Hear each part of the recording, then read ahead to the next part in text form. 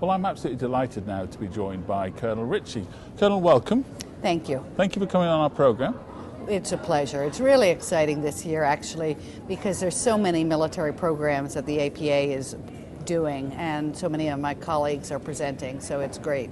There's a lot going on, isn't there? A lot of sessions, and one of the sessions that we were really interested in, the one that you were doing today on psychiatry on the front line. I wonder if you could tell us a little bit about that. Yes, most Army psychiatrists or psychiatrists from other services go into war these days. Now, my wartime experience was mainly earlier. I was in Somalia and I was in Korea several times, which wasn't at war when I was there, but there was always a threat of war.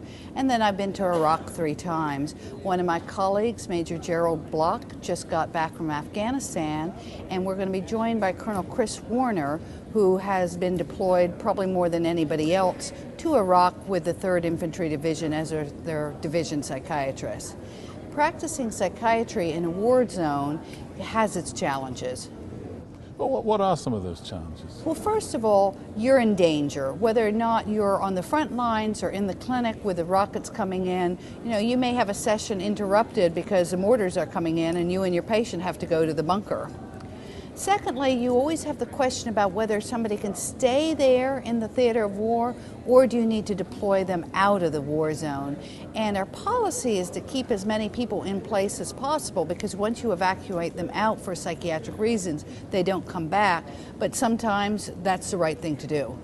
One of the things we've been hearing a lot about this week is the perceived stigma of mental illness within the military. Is that a problem on the front line? It is a problem everywhere. It may actually be less so on the front line because the psychiatrists are living and working among their troops. There's what's called combat stress control teams, and part of their whole reason for existence is to provide education and far forward frontline treatment. It's often actually worse once people get back to garrison, and they also worry about their security clearance and promotion and all of the other things. And let me tell you, we just had a report from RAND this morning where they talked about service members' concerns, and it is legitimate concern about their careers and their security clearance.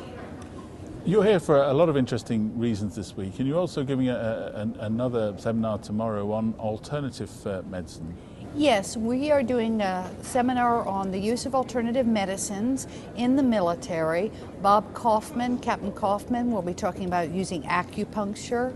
We have Lieutenant Colonel Wynn talking about overall complementary and alternative medicine, and I will be talking about my pet subject, which is therapy dogs and the use of therapy dogs and service dogs in Army medicine. Well, thank you very much indeed for taking the time to talk to us today. A fascinating week you've got. Thank you. Thank you.